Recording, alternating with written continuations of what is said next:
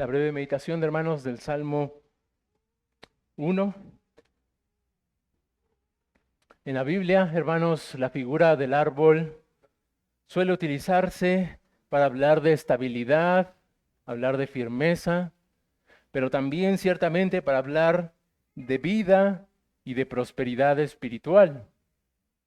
Por otro lado, normalmente la paja o la hierba seca se usa para ilustrar completamente lo contrario: inestabilidad, fragilidad, algo que no tiene vida y que está destinado a la destrucción. Este primer salmo, mis hermanos, además de ser un prefacio de todo el libro de los salmos, también es un resumen del contenido de este libro. Pues el autor, hermanos, nos presenta un contraste entre el justo y los impíos o los injustos. Y aquí, hermanos, lo hace precisamente utilizando la figura de un árbol que es plantado junto a corrientes de aguas.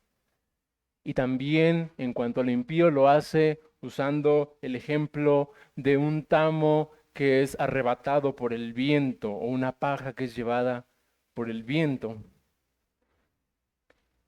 Así, hermanos, este salmo nos describe el carácter y la condición de los malos por un lado, pero también de los justos por el otro.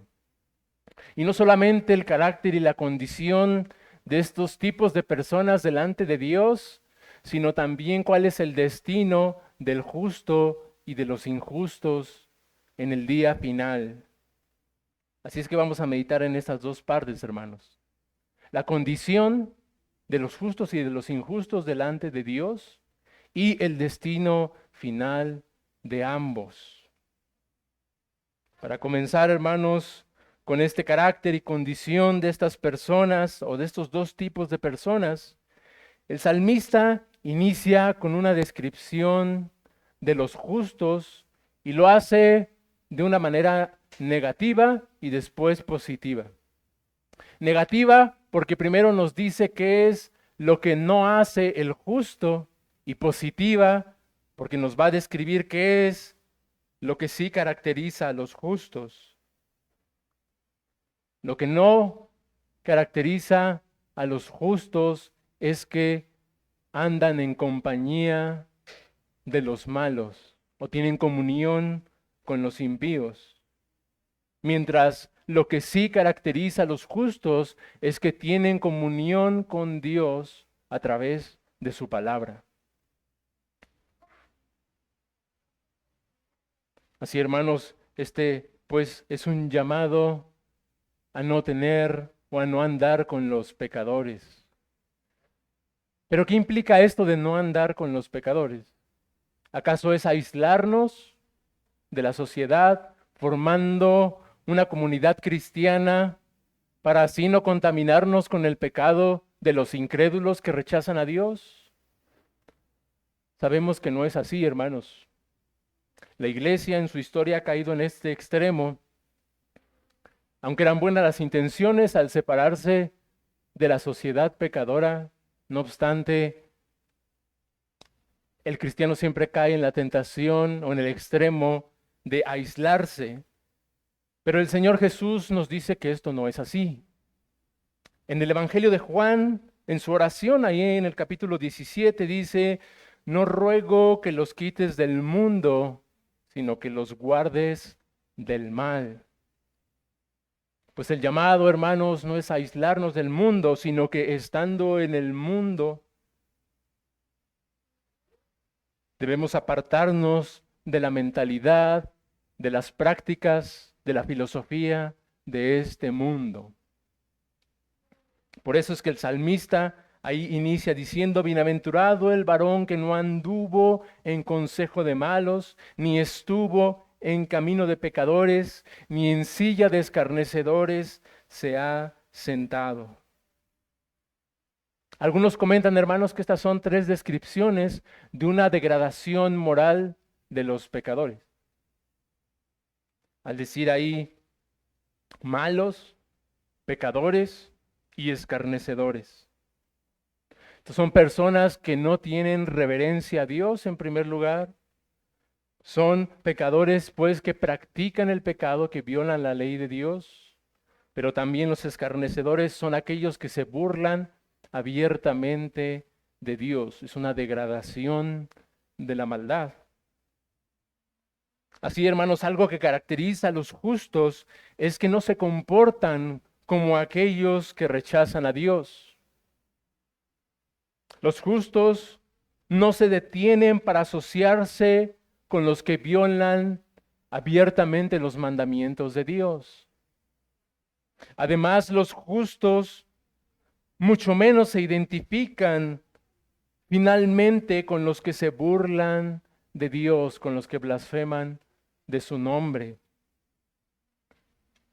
Porque, hermanos, si nosotros como cristianos olvidamos nuestro deber delante de Dios, de andar en sus caminos, y nos desviamos al camino del mal, y empezamos a tener comunión con los impíos, a coquetear con el mal, tarde o temprano terminaremos sentándonos con ellos, blasfemando del nombre de Dios. Porque es verdad que el cristiano verdadero no puede perderse porque su salvación ha sido ganada por Cristo y es sostenida por su poder.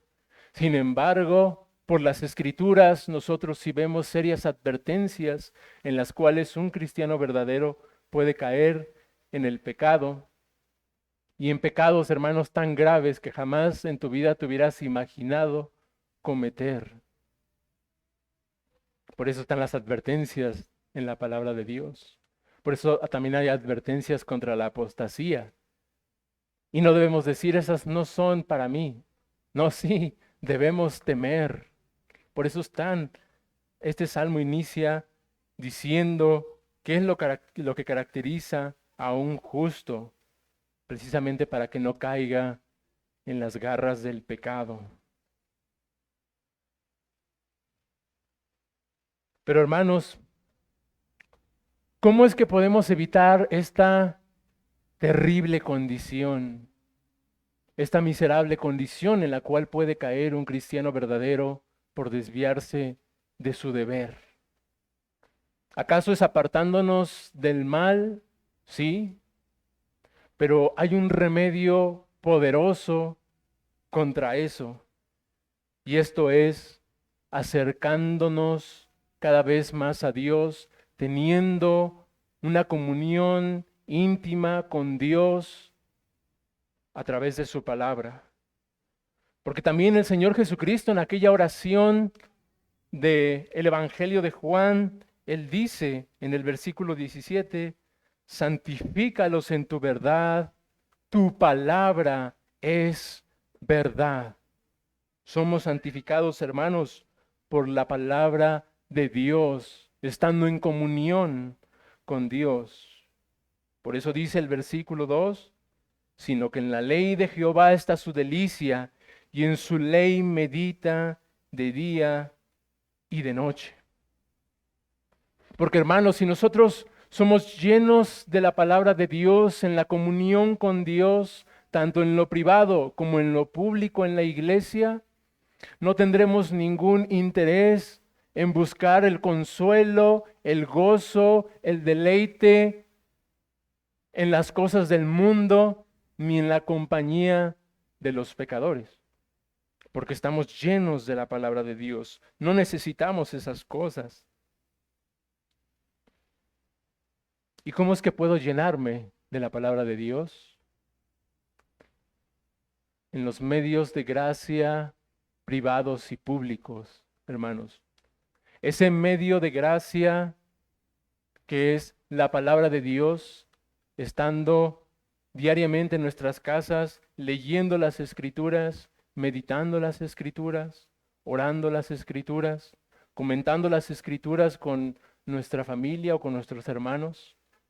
De esa manera somos llenos de la palabra de Dios. Pero también con este medio de gracia público, cuando venimos el día del Señor, como hoy, y escuchamos la palabra de Dios, oramos la palabra de Dios con la iglesia, la cantamos, Aún la podemos ver a través de la cena del Señor cuando participamos de ella.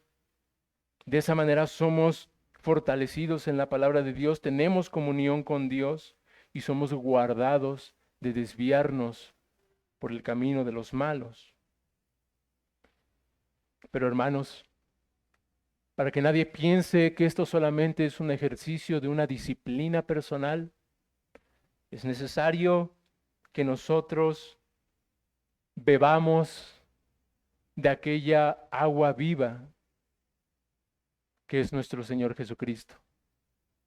Aquel que también es esa vid verdadera y nosotros somos las ramas, y que apartados de Él nada podemos hacer. Así que hermanos, si queremos nosotros prosperar espiritualmente, llevar mucho fruto, debemos permanecer en comunión con Él. Por eso, hermanos, el salmista inicia diciendo, bienaventurado el varón, o podemos decir, oh, qué felicidad para los justos. Y esta bendición, hermanos, de los medios de gracia, no solamente son para este tiempo, para nuestro caminar en esta tierra, sino también esta dicha con la cual hoy gozamos, hoy disfrutamos, será por toda la eternidad. Por eso la segunda meditación, hermanos, es el destino tanto de los justos como de los impíos. Porque, hermanos, no solamente el estado de uno y de otro es tan distinto en esta vida, sino también por toda la eternidad. Pues aquellos que gozan de comunión con Dios en esta tierra, ciertamente también gozarán de una comunión plena con Dios en la vida venidera. Pero también quienes no gozan de comunión con Dios, sino que viven separados de Dios, también morirán eternamente, es decir, sufrirán el tormento del infierno separados de Dios por toda la eternidad. Eso que sucederá en la eternidad podemos verlo ya desde aquí, en la tierra. Porque si bien, hermanos, el justo es como un árbol firme, que está plantado junto a corrientes de aguas y que su fruto da mucho fruto y su hoja no cae. Acerca del pecador leemos en el versículo 4, no así para los malos. Los malos, Señor, hermanos, los pecadores son como esa paja que es llevada por el viento. Esa paja, ese tamo, hermanos, es una cáscara seca que es inservible, que se desprende de una rama que no está unida a ese árbol, que no bebe, por lo tanto, de esas aguas, de esas corrientes de aguas. Tal, hermanos, es el estado de los pecadores que viven separados de Dios y por lo tanto, si permanecen en esa condición, serán eternamente separados de Dios. Miren lo que dice, hermanos, el mismo Juan el Bautista acerca de Jesús en el día del juicio.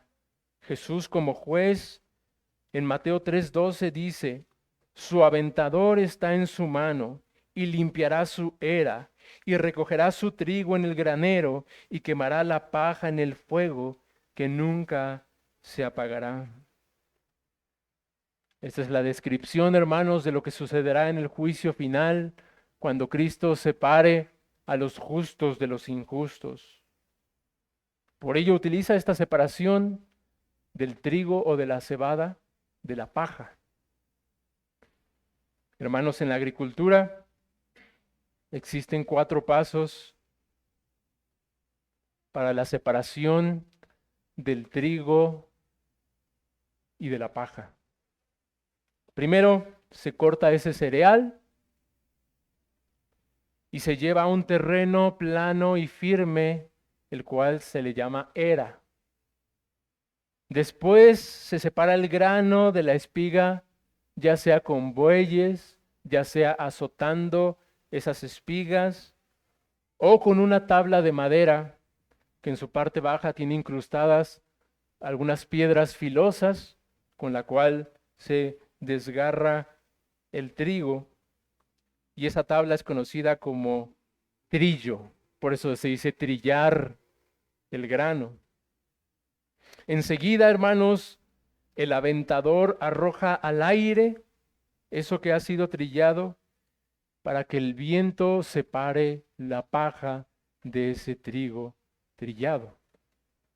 Y finalmente se recoge el grano limpio, ya sea en un granero o para comerciar con él, y la paja es desechada. Así que, amado amigo, que no te has rendido a Cristo, mejor es venir a Él en arrepentimiento y fe el día de hoy, que en el día del juicio final ser separado de los justos. Porque hermanos, solamente el Señor tiene una comunión íntima con aquellos que Él ha justificado. Porque Él es el justo, el único justo que verdaderamente describe este Salmo 1. Pero también es aquel que puede justificar a aquellos que confían en Él. Pero también Él es un juez justo que ciertamente dictará la sentencia final sobre los pecadores que no depositaron su confianza en Él. Por eso dice, mas la senda de los malos perecerá.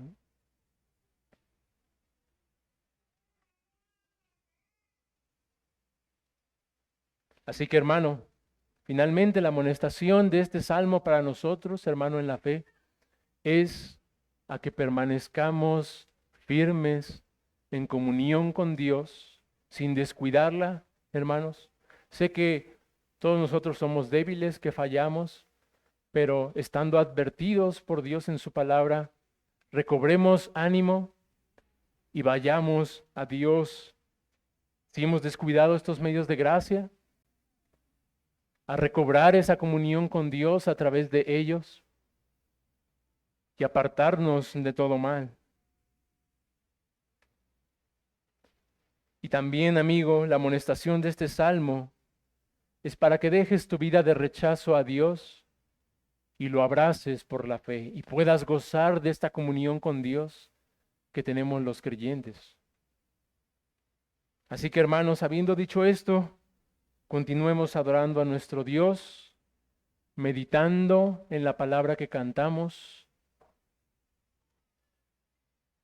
y cantando, hermanos, estos himnos con entendimiento, con gratitud y también con esperanza de tener y de gozar de esa comunión con Dios por la eternidad.